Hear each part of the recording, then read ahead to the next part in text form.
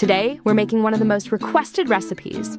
This Shrimp Scampi Seasoning is honestly so simple to make with a few simple pantry spices, but so good that you'll never run back to any store-bought. You'll find the full recipe down in the description. I'm going with 2 tablespoons of garlic powder, together with 1 tablespoon of onion powder to build that bold, savory base. Next, add 1 tablespoon of dried parsley along with 1 teaspoon of dried oregano for that classic herb flavor.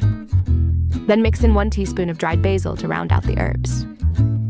Now add 1 teaspoon of ground black pepper together with 1 teaspoon of red chili flakes for a little heat.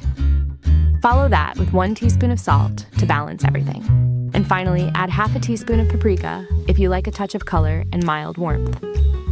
Once everything is in, mix it well until all the spices are evenly combined and nicely blended.